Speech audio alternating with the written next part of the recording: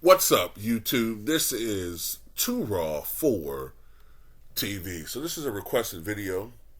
One of my subscribers wanted me to give my opinion on who I thought was the greatest center of all time. Now, I think you all probably will guess that I'm going to say Wilt Chamberlain, and that is true. However, if you've been following my channel for a number of years, you will also remember that there was a time when I thought Wilt Chamberlain was not the greatest center of all time. It was Kareem Abdul-Jabbar. Now, why the change? Why the change? Because when I was younger, teenager, all the way into my late 20s, I felt it was Wilt. But what I think happened was, being on social media, I fell victim to pressure, peer pressure a little bit, and groupthink. Pretty much just accepting what other people were saying, not doing my own little research, listening to other people's opinions, which seemed to be the norm about Kareem, and their opinions, were valid.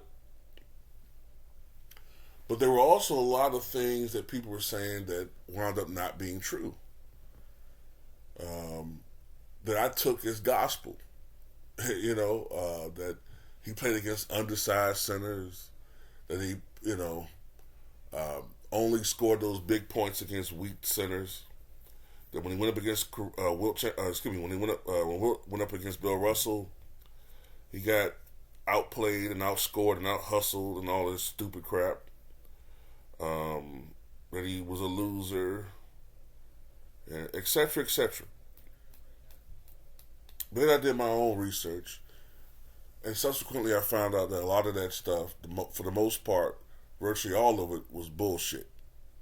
Right? So let's just compare the two. Let's look at their resumes. All right, so let's look at Kareem Abdul-Jabbar. Now, this is what most people will say separates them. Kareem is a 6-time NBA champion. Wilt Chamberlain is only a 2-time NBA champion. Now, I know that some people say you can't argue against that, Mike. There's nothing you can say that can argue against 6 rings versus 2. And I'll say this.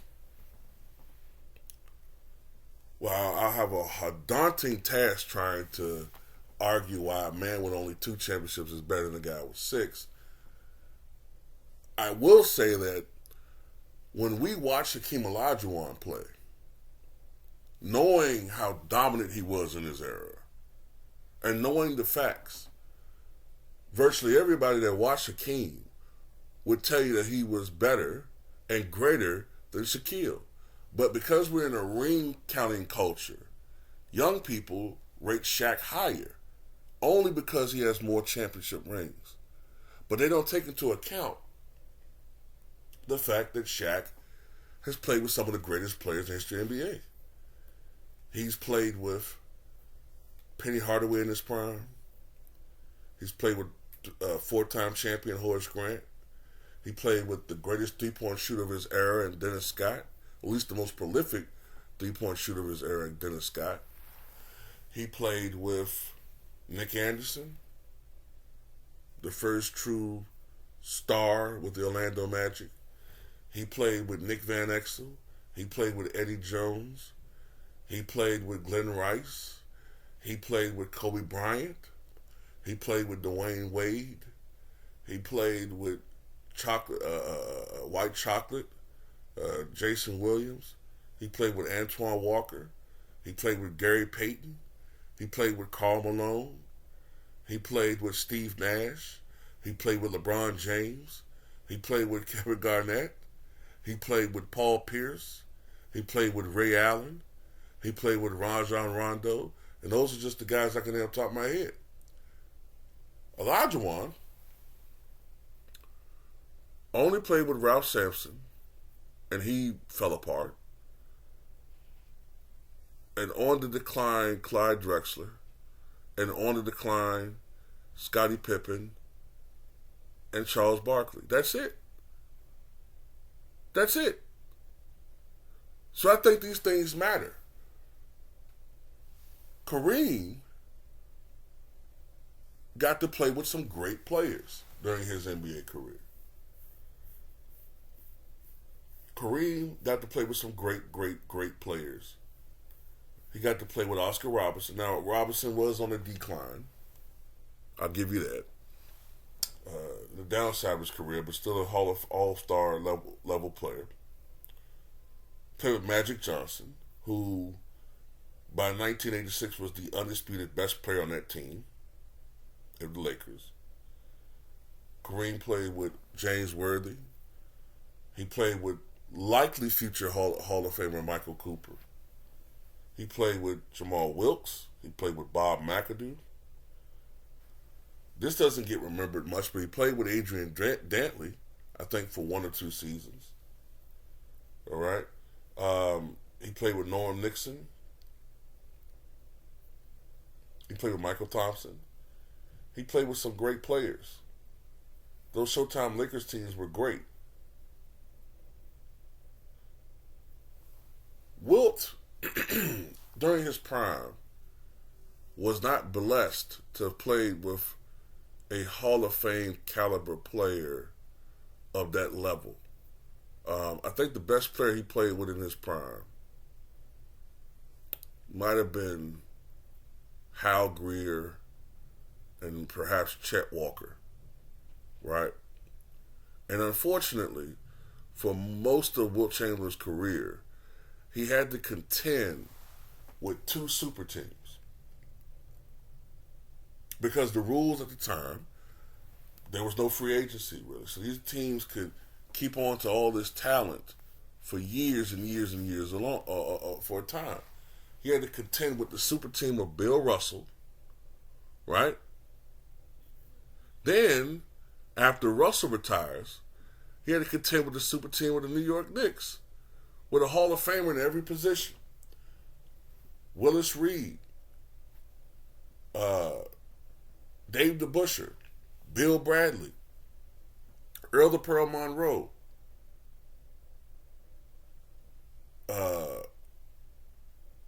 Walt Clyde Frazier. Then later on, they had to deal with Jerry Lucas, right? I think also they had, if I'm not mistaken, Dick Barnett on those teams.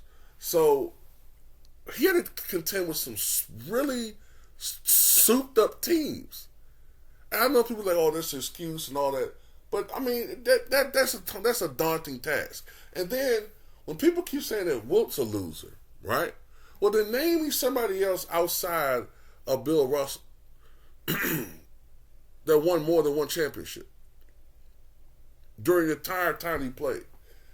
That's why Wilt said, well, if I'm a loser, then damn near everybody else in the NBA was a loser. But nobody else gets that moniker. Only Wilt does.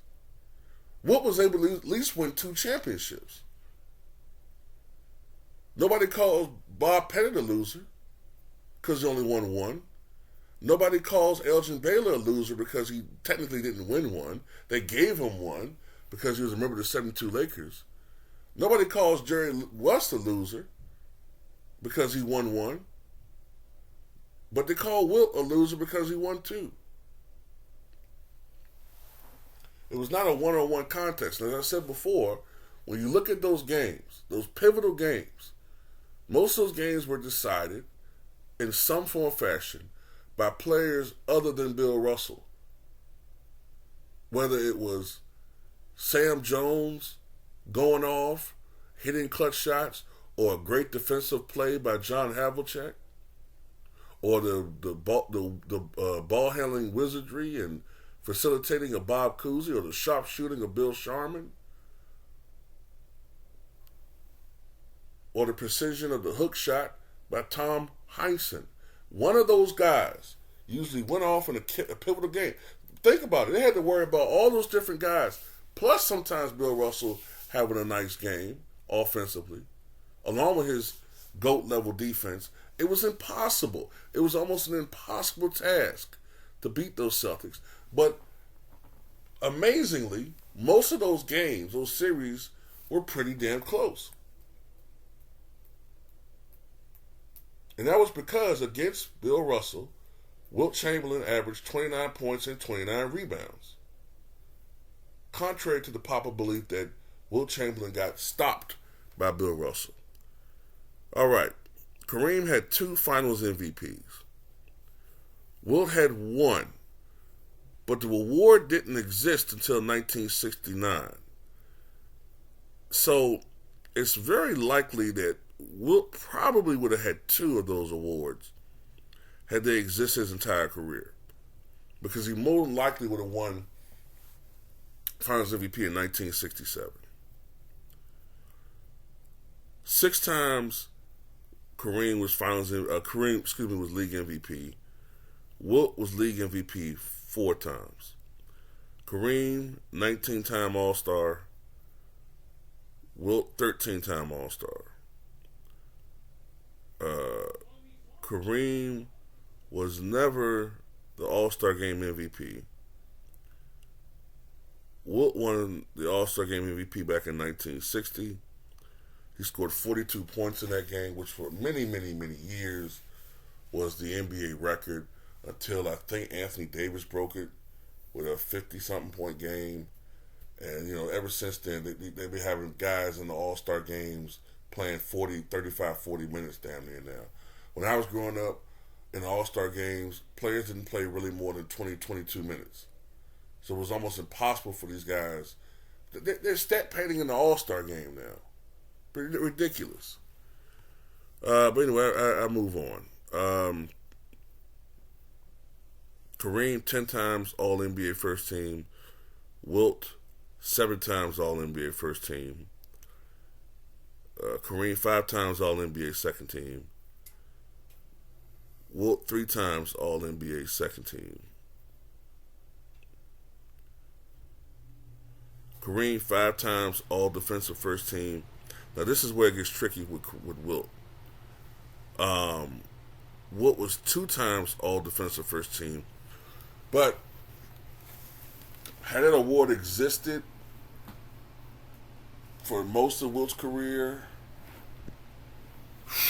man, he probably would have been All-Defensive First Team at least 4 times. I would say 4 times.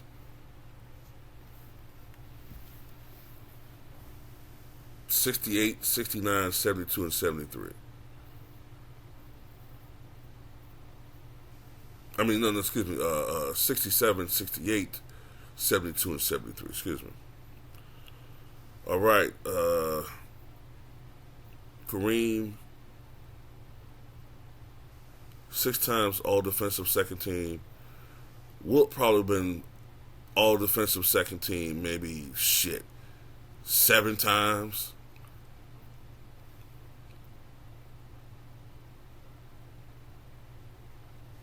Still checking some stuff out. NBA Rookie of the Year, 1970 for Kareem. Wilt, Rookie of the Year, 1969, 1970. They didn't have an all-rookie team when Wilt played, but he would have been on that team. Kareem was on that. Kareem led league in scoring twice. Wilt led league in scoring 7 times.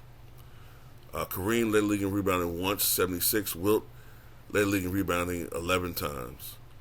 Kareem led league in blocks 4 times. Man,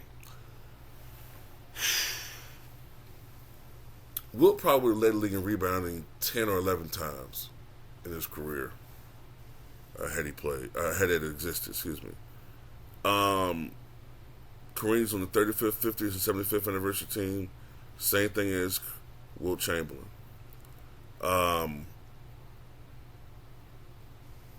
Kareem's number is retired by 2 franchises, the Bucks and the Lakers.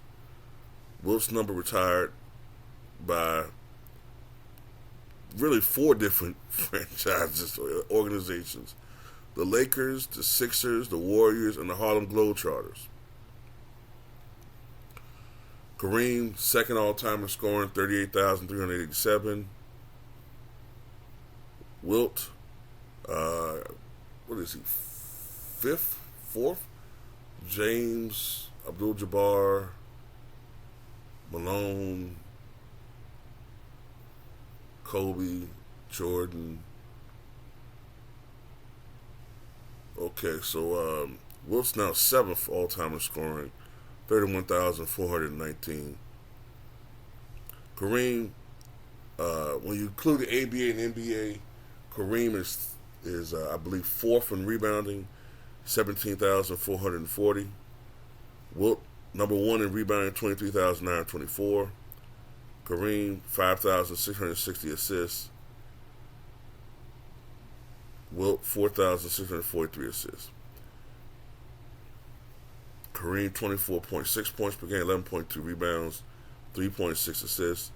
Wilt, 30.1 points per game, 22.9 rebounds, 4.4 assists per game. I also want to add that I think, had an award existed when Wilt played, I think he would have won Defensive Player of the Year in 1968. Just want to add that on there, too. I think he would have won Defensive Player of the Year.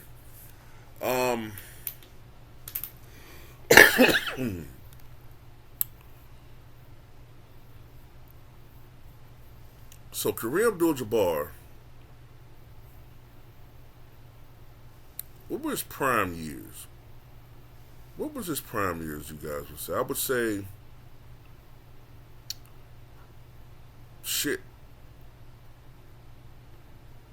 maybe his first,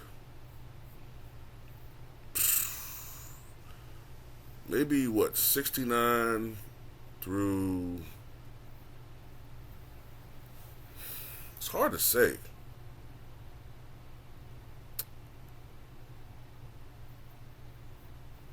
I would say his absolute best years was probably 69 to 81. Let's just go 69 to 81. Even though he was still terrific for several more years. From 69 to 81, right? During that time period, Kareem averaged 28.1 points, 14.1 rebounds, 4.4 assists, 1.2 steals, 3.4 blocks, on 55.6% shooting from the floor, and 71.5% from the free throw line. So Kareem was extremely dominant.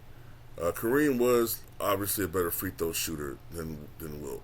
That was the big weakness for Wilt Chamberlain, obviously. Can't get around that. Wilt's prime, let's go 59 to 69.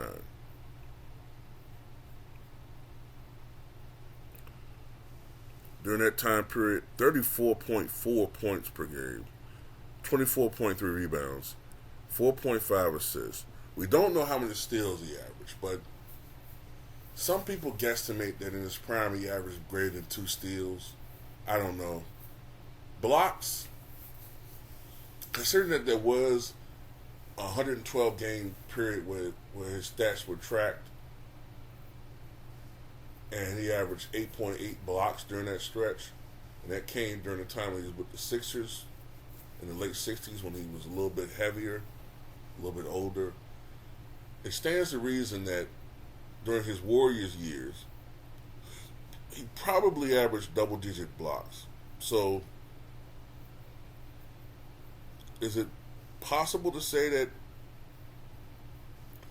during this stretch he averaged between 9 to 10 blocks a game, maybe? Possibly. 53% shooting from the floor, 51.4% from the field. Went to the free throw line 12.8 times a night. Wilt was a lot more physical than Kareem, far more stronger. Not that Kareem was weak per se, but I don't think Kareem did any real weightlifting. Kareem was more of a martial artist, stretching, yoga type guy, meditation, that type of stuff. Kareem wasn't really I don't believe he was a weightlifter. If he did do it, I don't think he did it for long. Wilt was a guy that got into weightlifting. He was already a very strong young man when he was in high school, could bench press nearly 400 pounds. But as he got older, I remember reading a story about how Jim Brown was the only guy that could beat Wilt Chamberlain in arm wrestling when he was younger. And Wilt was a very, very um, macho type guy with an ego. So after this period of time, he got into weightlifting. He wanted to get even stronger. So he went from being a guy that could bench press nearly 400 pounds to being a guy that could bench press 425, then 450, then 475, then 500, then 550, then 570. When he got to that range, even Jim Brown no longer could beat him in arm wrestling. So Wilt was very, very, egocentric when it came to stuff like that. Wilt had a slightly lower career field goal percentage, 54%. Kareem's was 55.9%. A lot of that had to do with, though, early on in his career, Wilt took a lot of shots. One year he took 40 field goal attempts. Sometimes, if you're taking that many shots, they're not the highest quality shots. He couldn't play the power game like Shaq. So often, Wilt, when he was younger, he was taking mid-range jumpers, fadeaways. You might have seen highlights of Wilt taking fadeaway jumpers and mid-range shots. So that this showed his range. He definitely had range for a big man. But one thing that happened, though, was that as Wilt got older, anybody tell you, you start losing touch. You start losing a little bit of your touch if you get out of practice or out of habit of shooting as much. So I think after the mid-'60s, Wilt started shooting lesser and less mid-range. He started getting closer and closer to the basket, relying more and more on his physicality. And by the Laker years, he was just more of a power player.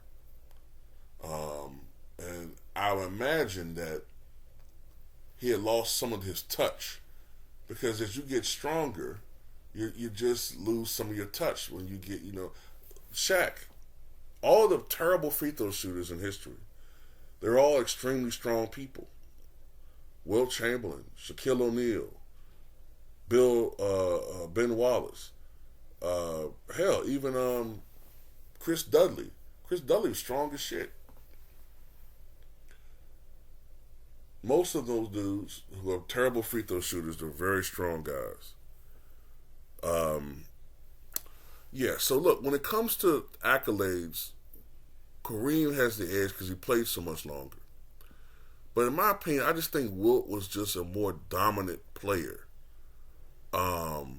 He had holes in his game that Kareem didn't have. But I think that Wilt was just a more unstoppable force. And I believe in my heart that if he had the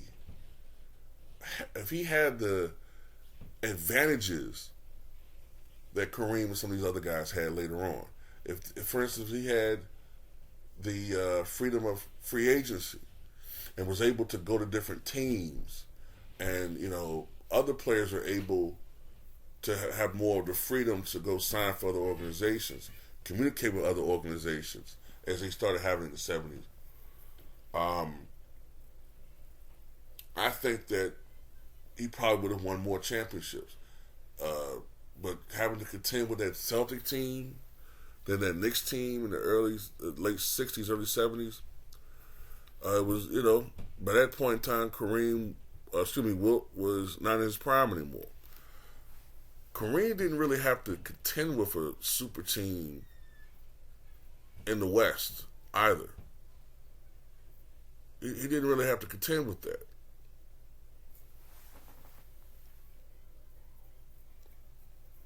Whereas in the Eastern Conference, you had the Boston Celtics, you had the Philadelphia 76ers, and then later on you had the Bad Boy Pistons. So all of the other super teams were really in the East. They were always battling each other, while the Lakers kind of had a little bit of a cakewalk. So there's that. So it's very, very close. And you know, at the end of the day, I can understand someone picking Kareem, but I think it's Wilt. And it's more than just the records, the numbers, and all that. Um, while they did outlaw the dunk to stop Kareem, they changed so many different rules in college and in the NBA to slow down Wilt Chamberlain because it was so unfair. They changed rules to slow Wilt down. They changed rules. Whereas with other players, like a Steph Curry, they changed rules to help them be more dominant. And that's why I think Wilt Chamberlain is the greatest player of all time. But anyway, it's just like that's just what I think. At least, what you guys think?